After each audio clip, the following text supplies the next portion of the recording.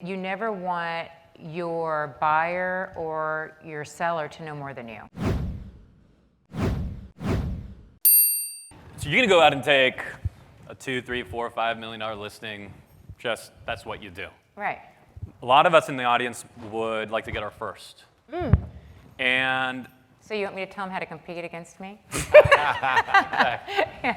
so what is it about you that, of course, at this point in your career, there's such a deep track record, but what is it that you would tell somebody that does want to compete? There's people here from all across the country, too, that people who want to get into that space.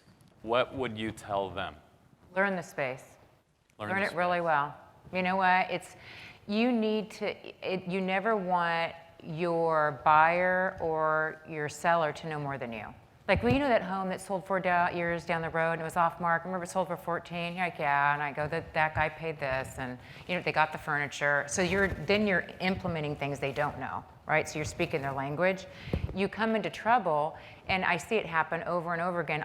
This is a perfect example. Someone's fortunate enough to have Aunt Mary refer them this guy just sold his company, and he's going to pay $6 to $10 million for a home. Okay? And it always blows my mind. Real estate's really simple, and people try to make it complicated. It's so simple. So I'll be showing them, and they'll be late. They're like, oh, we got lost. I'm like, okay. You're showing this guy just sold his company, he can spend $6 to $10 million, and you don't even know how to get to the house I have? And I go, that means you don't know how to get to the next home, or the next home. And you know nothing about it. So basically, this guy who's a sophisticated buyer, who's educated, knows it's like the blind leading the blind. So to me, there's a lot of basic things that people lack that they don't do. They don't do their homework. They don't treat real estate like a profession.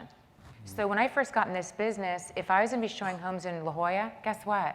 While my friends in their 20s were out drinking and at bars, I was going, and if I had 7 homes I was going to show in La Jolla, I went and drove down to La Jolla, and I went to every single one of those homes and drove them.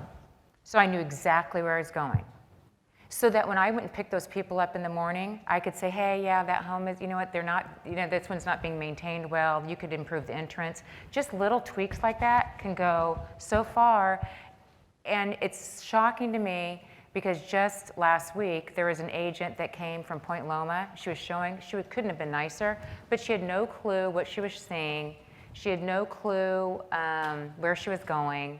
And you know what? We just sit there and watch, because you know what? I can't tell you how many of those buyers will end up calling us. They go, hey, we want to talk, we want to work with you. Yeah, and if you guys are noticing, there's a little bit of a trend here, right? Virtually every speaker who's come up here has stressed the importance of that. Like, if you don't know everything about your zip code inside and out, you should know every single sale. Like, just on the basic level, like, set yourself up with a search on the MLS and just make sure every day you get an email of everything that got listed, everything that went pending, everything that closed, and everything that expired. Like, knowing your inventory is one of the most basic but most essential skills, because if you look at all the studies that talk about, like, what is it that somebody wants out of an agent, knowledge and trust are always, in the top 3 things. And I would argue that knowledge creates trust. So go out there and, grow and learn and have knowledge of your market. Know more than anybody else. Even if you've never sold anything there, know more than anybody else.